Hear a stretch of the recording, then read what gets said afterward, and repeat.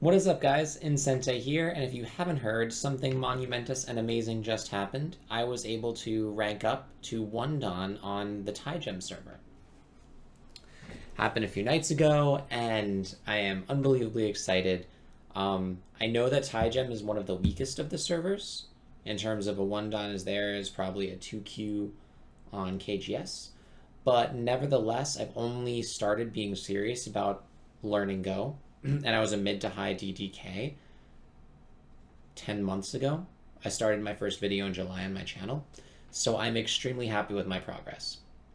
Posted it on Reddit, and a bunch of people gave me some great suggestions on how to bring this to you guys, because that's kind of the whole reason I started this YouTube channel almost a year ago, was how fast can I rank up, figure out what I'm doing when I'm ranking up, and try to share that and see if other people can learn and break through those walls and get to 1 Dan just as fast as me. I took all their suggestions and I've made sort of a semi PowerPoint on what I've done in terms of practicing and what I've focused on, what tools I've used, and what not to do when you're trying to rank up quickly. And I would just like to say before any of this that all of this is based on my experience and my Go and my brain. So you might work very differently than me. You might have a totally different style. But hopefully you can get some tips from this. And my goal is that everyone will be able to take these tips and supercharge their game and their practice so that they can reach 1 Dan faster. Without further ado, let's get on the highway to 1 Dan.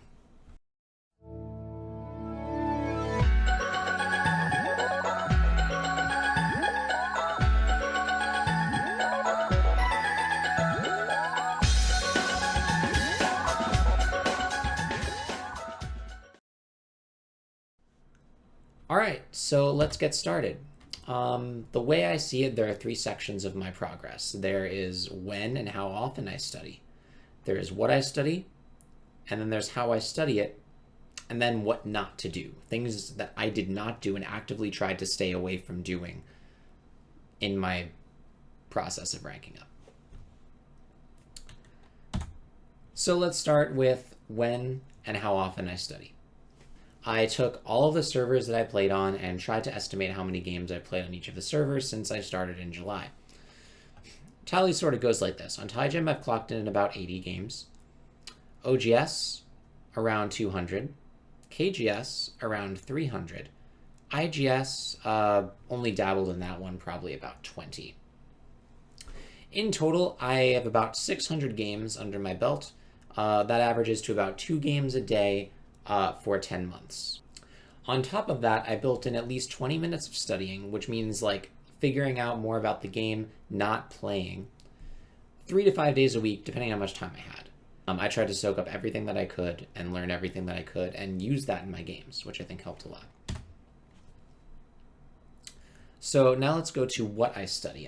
These are all the books that I have at least opened. Lessons in the Fundamentals of Go, I read half of it when I was a double-digit Q, and it really helped me, I think, figure out what was important in the game. And I think going back to it, it would be good to read to get stronger where I am now as well. Great book. Definitely recommend anybody who can read this, because he does it in a basic enough way so that both beginners and advanced players can really profit from this book. Attack and Defense, I only read the first 2 chapters and kind of skimmed the rest. It had some really great stuff about counting and perspective in the beginning, but I'm not much of a studier. I like playing games, not a fan of studying them, so it's hard to keep with a book the entire way through. Probably I'm going to have to start doing that, but at least when I was going through these ranks, kind of just skimmed, got what ideas I could, but I read the first 2 chapters at least. This is by far the most important book, Get Strong into Tsuji. I read all of it. When I was around 8 to 7 Q, I think. There was over 500 problems. I did 15 a day for however many number of days that works out to be to do all 500. And I think that really helped figure out what sorts of moves to look for, what sorts of throw-ins, what sorts of tactics that you can use to take advantage of your opponent. It also helped my reading ability. I definitely think that this is the most important book that I have read. And you can see I read all of it. Get Strong and Invading I only skimmed. It had some really cool ideas, some cool things to try, but I'm not a whole read a bajillion sequences kind of guy. And that had a lot of like long sequences and things to try to figure out. It was very well organized, but I just didn't think that my game would benefit too much from delving into that book. So I kind of just skimmed it. Some other Go problems, of course, are Sumego Pro on my phone app. It is for Android and iPhone. I did it every day. If I'm bored, instead of texting or going on Facebook, I did that. You can get more problems for like 50 cents. It's like absurdly cheap and really good problems too. I definitely recommend everyone get that app and do it whenever they have a minute or if they're bored.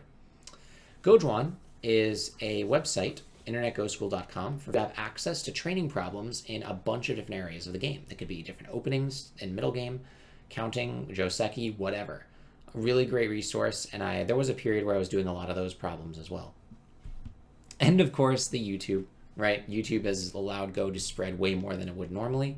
Of course, Dwyron, Zoo98, Clausius, myself, shameless plug. But there's tons of Go streamers that really have amazing content, and you should certainly check them out, see what interests you. If you're trying to figure out a particular opening, just search it in YouTube, see what comes up, and sort of just explore. Much better than watching AMVs all day like I used to do. Much more productive anyway. All right, more about what I study. This is a pie chart of what I think I sort of estimated my breakdown of what I did playing Go. The red is playing. Playing and reviewing games is most of what I did. That's about 70% of the time. It is said that the strongest warrior gets tempered in 100 battles. Same with this. You need to play the games. You need to experiment. You need to figure out what you're doing wrong. You need to just play. It's more important than reading books at the Q level. It's more important than Joseki at the Q level. Playing is the most important thing. Books and theory are over here. Not too much. The big thing, next biggest thing besides from playing and reviewing games was my Tsuji and Life and Death. I think that's extremely important. It builds reading. It builds killing things. The amount of stuff that I have killed because of Life and Death and Tsuji problems, I can't even count. And last is Joseki. I have horrible Joseki knowledge. I don't study it. I've never studied it. If I mess up in the corner and I feel like my opponent got a good result, I'll look on Josekipedia for like the next two moves or like what stone I should have played instead. But I don't read any crazy sequences that are a bunch of moves long. I don't have any Joseki books. I don't focus on studying it. I just study it as I need to. So that is what I do, and you'll hear more about that later. Okay, so on about how I study. This thing is the most important thing that I have done, that if you remember nothing else from this video, this is something you need to incorporate, is reviewing every lost game. I know it sucks. I know you don't want to review a lost game when you lose. I know it's because you lost a fight or it's something stupid. You won't do it next time. But even if you go back at the end of the night before you go to bed and just review it, it is so important. If you know stronger players, don't be afraid to ask them. They like being asked, I think. I've asked definitely a lot of stronger players to help review my games, and they have been so helpful, and it has been so exponentially great for my game. So if you know a strong player, don't be afraid to just be like, hey, can you just see what I did wrong? Just a quick review. If you don't know what you did wrong, try noticing what your opponent did right. So this is if you're reviewing on your own and you're just like, I don't know where I went wrong. I know I lost. I don't know what else that means. Try to look at good moves by your opponent, things your opponent did that just made your life horrifying. And see if there's any merit to that. They could have been playing badly and you responded incorrectly, or they could have had some good ideas. Think of one strategical lesson and one tactical lesson per game. So this is another key thing. If you're reviewing a game, you don't want to think of 50 things that they did wrong. It will overwhelm them and they're not going to remember any of it. And you're not going to remember any of it. So if you're reviewing a game, take one strategical lesson that's like, oh, I didn't play the biggest move. This wasn't a forcing move, or I didn't develop the bottom side when I had potential on the bottom side. I could have made a lot of points. or I attacked him into my own points and lost a bunch because of it because he lived. Stuff like that. And the tactical lessons are sort of like, my shape was bad here. I did a 1 space jump, or I did a 2 space jump and got cut, and that made my life horrifying. So let's like be more solid about my shapes. I lost this fight. Why did I lose this fight? Could I have done something else? Could I have captured him? Stuff like that. So strategies and what moves. Write them down. I started writing mine down, and I don't forget them. I have a whole Word document on my mistakes. So make sure that you don't forget them, and it helps make it like, oh, I'm going to get stronger from this. I'm not just reviewing and then I forget, right? I'm actively going to get stronger and I won't forget this. As I said, this is the most important thing that I've done, I feel, to improve quickly. Get to know stronger players. This mirrors what I said before, but many are willing and love to teach. Form a Skype group. If you find a guy who's stronger than you, a few stones, like, hey, like, let's play some Go. Like, do you know anybody? Like, we can make a Skype group. I'm in part of a few Skype groups, and it's really fun. Other people will help you improve and keep you interested. Like I said, if I didn't have this community to help me with my Go, I probably would not have been able to stick to this regimen because there's nobody to share it with. There's nobody to share the love with. So get some friends, get some people, and learn to Go. More tips, make practicing your procrastination. So this is how I've sort of gotten around the whole I don't have any time because I'm in school sort of thing, is instead of checking Facebook and doing my other time wasting things like YouTube or whatever, I just made my procrastination go. If I knew that I'm feeling like I'm going to waste 15 minutes on Reddit or 15 minutes on YouTube, I'm like, okay, let's just play a Blitz game. Still wasting time, but I'm wasting time in a productive way. Play every day. So you can do Blitz if you're too busy. That's what I did when stuff got really, really busy, or I only played 1 game that day. But get those stones on the board and just get some experience, get a lesson, learn a lesson, write it down so you're stronger for the next game. Don't let a day go by where you didn't learn something about Go. If you're going to improve fast, you need to eat, sleep, and breathe it in your free time. Always be thinking about it.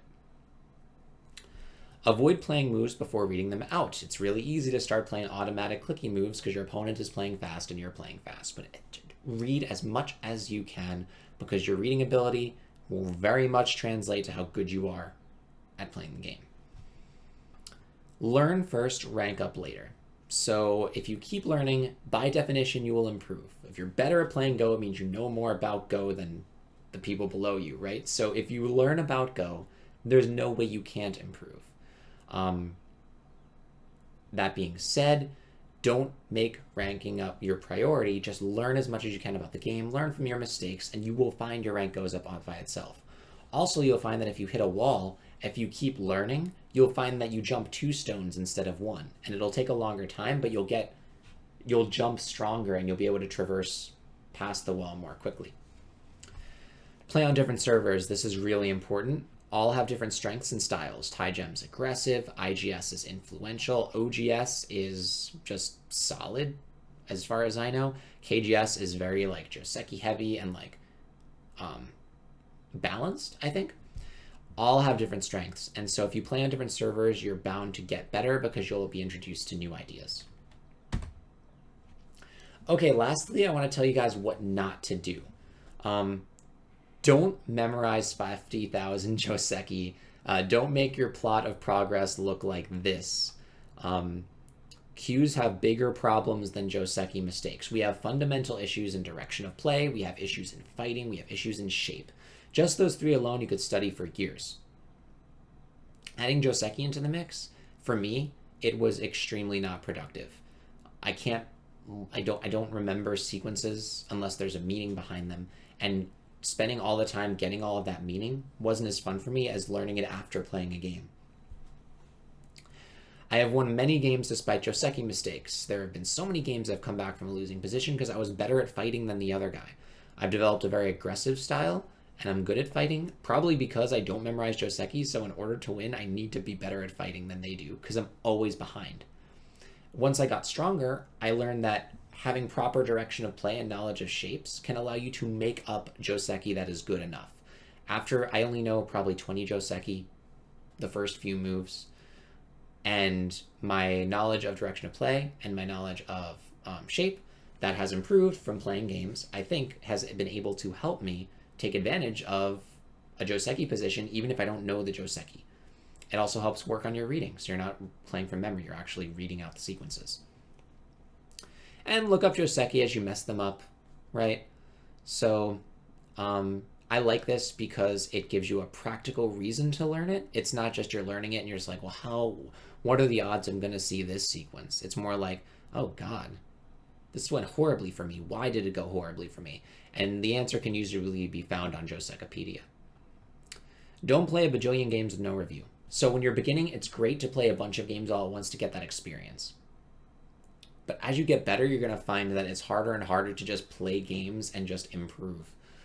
And I'm sure you guys have found that. So reviewing, like I said, is extremely important. But no review means you won't have any knowledge of where you went wrong. If you don't know where you went wrong, you can't fix it. You can't stop doing it. Once you get into the stronger player range, you're probably not going to improve quickly. And like I said before, don't make it all about rank. Learning will come with ranking up. Or ranking up comes with learning. It'll come naturally. So focus on the learning. Just some more what not to do's. Don't play the same opening forever. I have played many different openings over my course of 10 months. I started with the Orthodox. I moved on to the Low Chinese, tried to do some Moyo stuff. I did some Sanrenseis.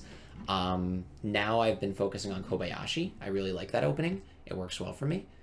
So if you don't try different openings, not only will you not learn that opening, but you won't learn different styles. Each opening is trying to do something different to the board, and you won't learn that if you don't try it.